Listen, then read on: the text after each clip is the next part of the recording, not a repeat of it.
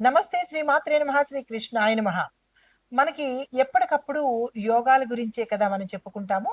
అయితే ఈ యోగాలలో మనకి ముందు శని భగవానుడు, కుజుడు కలిసి షడష్టక యోగాన్ని మనకి అందించారు.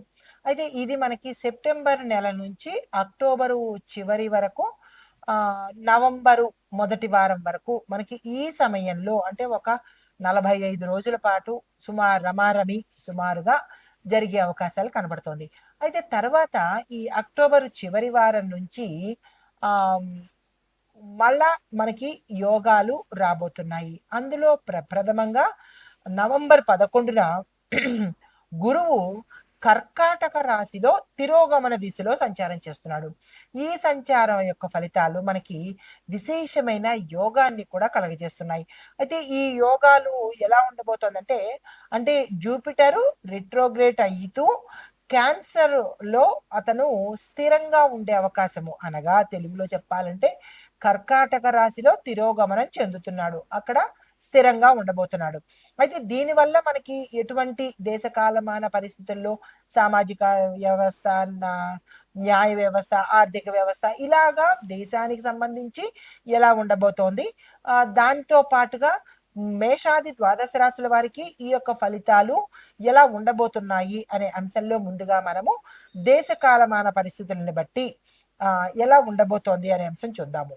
అయితే ఈ గురు కర్కాటక రాశిలో తిరోగమన దశలో సంచారం చేస్తూ ఉండడం వల్ల మనము మంచి యోగాలు కలుగుతాయనుకున్నాం కదా! ఆ మంచి యోగాలు జాతీయ స్థాయిలో ఎలాంటి ప్రభావాలను చూపిస్తున్నది?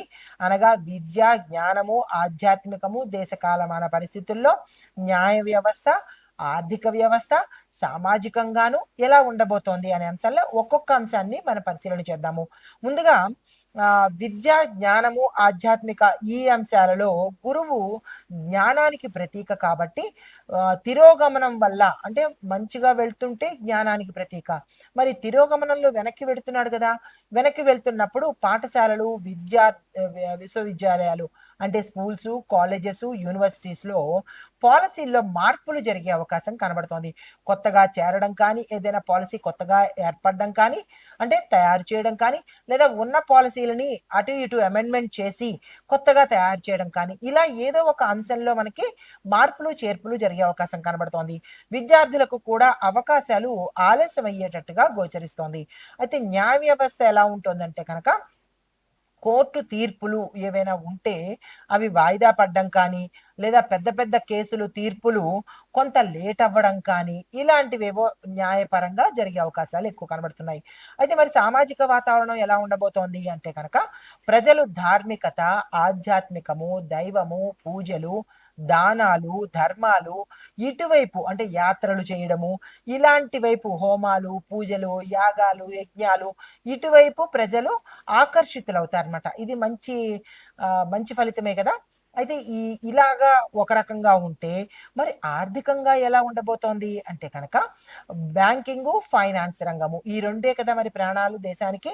ఈ రెండిట్లో ఎలా ఉండబోతోందంటే కనుక, ఏ నిర్ణయం తీసుకోవాలన్నా ఆలస్యం జరిగేటట్టుగా కనబడుతోంది. పెట్టుబడులు కూడా తొందరగా ముందుకొచ్చి పెట్టకుండా జాప్యము లేట్ అయ్యేటట్టుగా గోచరిస్తోంది. కానీ దీర్ఘకాలిక పెట్టుబడులు మాత్రము లాభాన్నిస్తాయి. తర్వాత బంగారం ధరలు, వెండి ధరలు ఎలా ఉంటున్నాయంటే కనుక నవంబర్ నెలలో గురువు బంగారానికి సంబంధించిన వాడు కాబట్టి అందులోనూ తిరోగమనంలో వెనక్కి వైపు వెళ్తున్నాడు కాబట్టి బంగారం ధరలు ఇంకా పెరిగే అవకాశం కనబడుతోంది. అంటే సామాన్య ప్రజలకు ఇది ఒక చంద్రగ్రహం అనమాట. ఒక అంగారక గ్రహం అనమాట. ఊరికే చూడడమే పైకి తల పైకెత్తి చూడడమే తప్ప దాన్ని అందుకునే స్థితిలో అయితే పేదవాడు, మధ్యతరగతి వాళ్ళు అందుకునే స్థాయిలో అయితే ఎక్కడా లేనట్టుగా ఎక్కడో చుక్కల్లో చంద్రుడిలాగా కనబడే అవకాశాలు ఎక్కువ కనబడుతున్నాయి.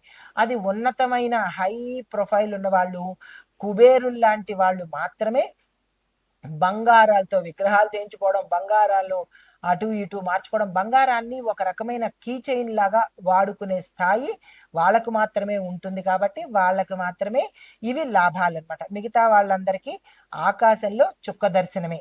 అయితే ఐటీ సాఫ్ట్‌వేర్ రంగాలు ఎలా ఉండబోతున్నాయంటే కనుక, ఒప్పందాలు మాత్రము ఆలస్యమవుతాయి. కానీ ఇన్నోవేటివ్ ప్రాజెక్ట్స్, కొత్త కొత్త ప్రాజెక్ట్స్, స్టార్టప్ కంపెనీలు ఇలాంటివి పుట్టుకొచ్చే అవకాశాలు కనబడుతోంది. వాటితో అంత పెద్ద లాభాలైతే గోచరించవు. తర్వాత రాజకీయ వాతావరణం ఎలా ఉండబోతోంది అంటే కనుక ప్రభుత్వ విధానాలు ఏవైనా కొన్ని మార్పులు చేర్పులు చేసేటట్టుగా గోచరిస్తోంది. సీనియర్ లీడర్స్ వాళ్ళ యొక్క నిర్ణయాలలో కొంత లేట్ అవుతుంది. ఏ నిర్ణయము తొందరగా తీసుకునే పరిస్థితి పెద్ద పెద్ద లీడర్స్కి ఉండబోదు. జాప్యం చేస్తారు, లేట్ చేస్తారు, పోస్ట్ పోన్లు చేస్తారు. ఇలాంటివన్నీ జరిగే అవకాశాలు ఎక్కువ కనబడుతున్నాయి. తర్వాత విదేశీ సంబంధాలలో మనకి కొంత అపార్థాలు కూడా చోటు చేసుకునే అవకాశం కనబడుతోంది.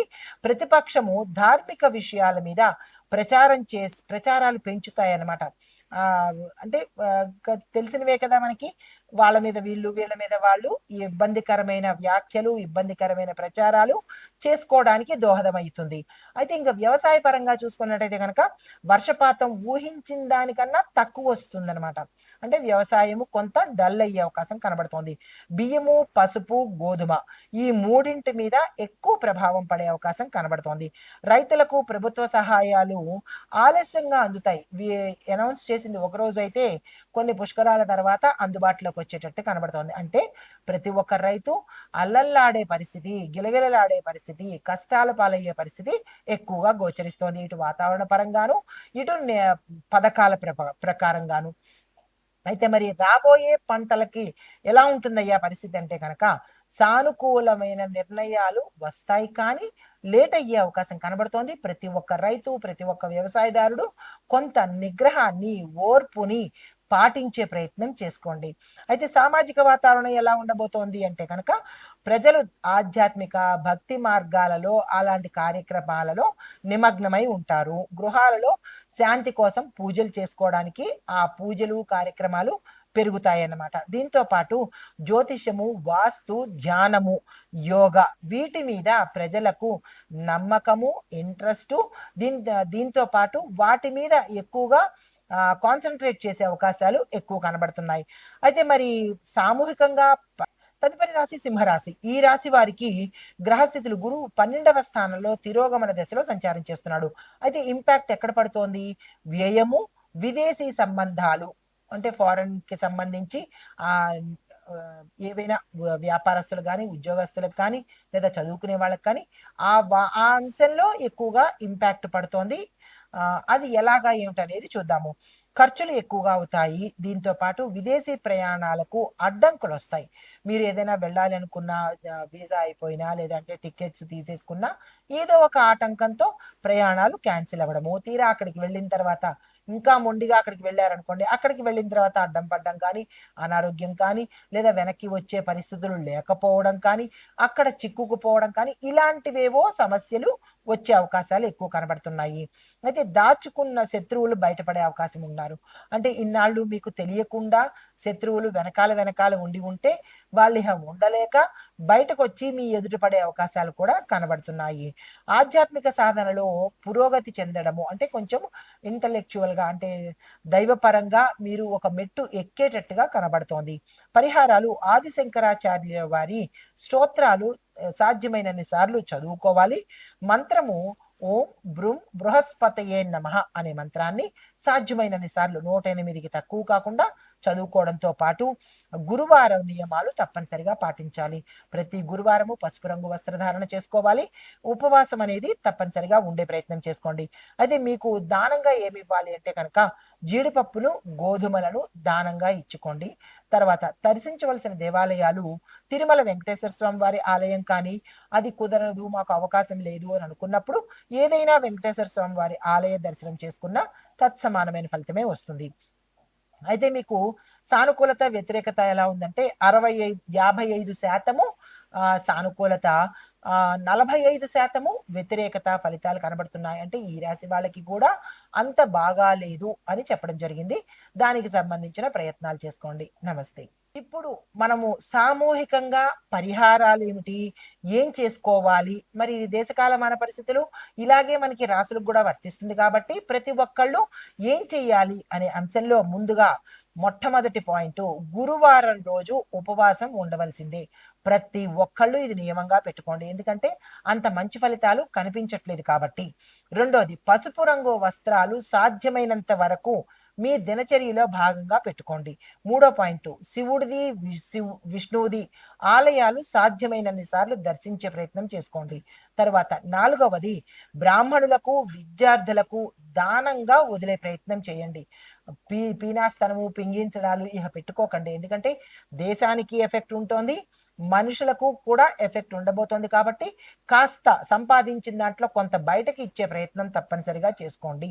అయితే గురు గాయత్రి మంత్రం కూడా ప్రతిరోజు ప్రతి ఒక్కళ్ళు 11 సార్లు చదువుకునే ప్రయత్నం చేసినట్టయితే కనుక మంచి జరిగే అవకాశం ఉంది. ఆ గురు గాయత్రి మంత్రం కూడా ఇక్కడ నేను ఇస్తాను, వెతుక్కోవాల్సిన పని లేదు. ఓం అంగారకాయ విద్మహే వాచస్పతయే ధీమహి తన్నో గురు ప్రచోదయాత్. మీకు ఎక్కడైనా నెట్లో దొరుకుతుంది, లేదా అంటే కనుక రాసుకునే ప్రయత్నం చేయండి. ఈ మంత్రాన్ని, ఈ గురు గాయత్రి మంత్రాన్ని 11 సార్లు ప్రతి గురువారము, ప్రతిరోజు అవసరం లేదు, ప్రతి గురువారము చదువుకునే ప్రయత్నం చేసుకోండి. గురు ప్రభావము మనకి కావాలి, గురు ప్రభావం కూడా మంచిగా ఉండాలి కాబట్టి ఈ ప్రయత్నం చేసుకోండి. అయితే సమగ్రంగా చూసినట్టయితే, ఓవరాల్గా చూసినట్టయితే కనుక అదృష్టం అనగా శుభ ఫలితాలు 65% కనబడుతున్నాయి మనకి. దురదృష్ట శాతము మనకి అంటే ఆలస్యం కానీ అడ్డంకులు కానీ 35% ఎక్కువ కనబడుతోంది. అంటే 65, 35గా కనబడుతోంది. దీర్ఘకాలికంగా ఫలితాలు ఎలా ఉండబోతున్నాయి అంటే కనుక చివరికి అంటే లాస్ట్ మనకి గురు యొక్క ఆశీర్వాదం వల్ల ధనము, సంతానము, ఆధ్యాత్మిక పురోగతి మనం ఏదైతే కోరుకుంటున్నామో అది గురు యొక్క అనుగ్రహం వల్లనే సాధ్యమవుతుంది అనే విషయం ప్రతి ఒక్కళ్ళు గుర్తుపెట్టుకోవాలి. నమస్తే.